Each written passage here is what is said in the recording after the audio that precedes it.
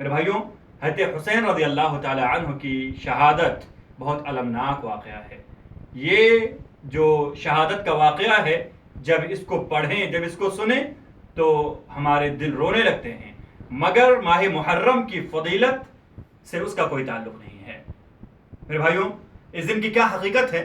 حضرت ابن عباس رضی اللہ تعالیٰ عنہ راوی ہیں، مسلم شریف کی روایت ہے،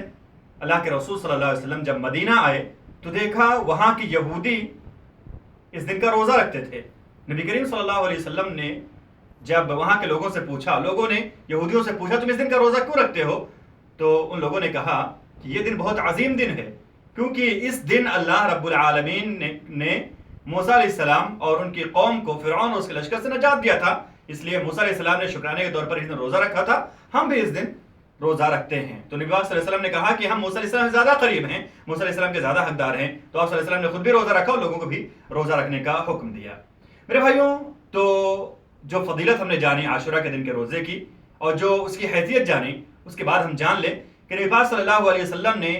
جب یہودیوں کو مدینہ میں آ کر کے دیکھا کہ وہ روزہ رکھتے ہیں تو آپ صلی اللہ علیہ وسلم سے یہ کہا کہ اللہ کے رسول صلی اللہ علیہ وسلم ہم کیسے روزہ رکھیں حالانکہ اس دن یہودی روزہ رکھتے ہیں؟ تو آپ صلی اللہ علیہ وسلم نے کہا کہ اگر میں آئندہ سال باقی رہا، آئندہ سال زندہ رہا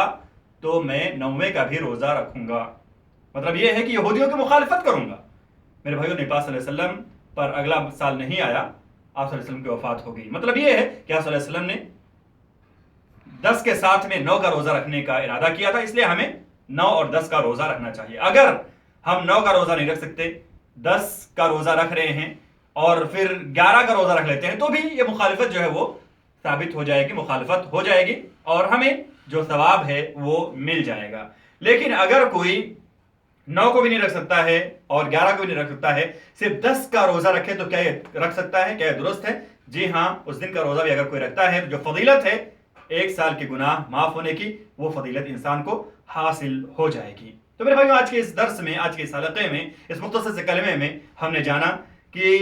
ہم عاشورہ کا روزہ رکھتے ہیں تو اس کی کیا فضیلت ہے، اس کی کیا حیثیت ہے، اور شہادت حسین رضی اللہ تعالیٰ کو اس کی فضیلت سے کوئی تعلق ہے یا نہیں ہے، اور پھر اگر ہم جو ہے عاشورہ کا روزہ رکھتے ہیں تو اس سے پہلے یا بعد میں رکھنے کی کیا جو ہے اہمیت ہے، یا اگر ہم اکیلا عاشورہ کا روزہ رکھتے ہیں تو کیا اس کا ثواب ہمیں ملے گا۔ تو ہم نے اس کا خلاصہ جان لیا کہ یہ جو روزہ ہم رکھتے ہیں، موسیٰ علیہ السلام نے شکرانے کے طور پر رکھا تھا۔ اس دن قوم فرعون سے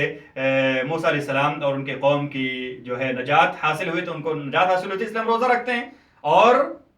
1 دن کا روزہ رکھنے کی وجہ سے سال بھر گزشتہ کے ہمارے گناہ معاف ہو جائیں گے۔ اور ہم نے جانا کہ انسان چاہے تو جو ہے 9، 10، 11 تینوں رکھے، چاہے تو صرف 9، 10 رکھے یا 10، 11 رکھے، اور اگر کوئی پہلے یا بعد میں نہیں سکتا تو کم سے کم اگر کوئی 10 کا روزہ رکھتا ہے تو اس کو 1 سال کے گناہ کے معاف کیے جانے کا جو ثواب ہے وہ حاصل ہوگا۔ اقول قولی هذا واستغفر الله لي ولكم ولسائر المسلمين من كل ذنب فاستغفروه انه هو التواب الغفور۔ السلام علیکم ورحمۃ اللہ وبرکاتہ، وجزاکم اللہ خیرا۔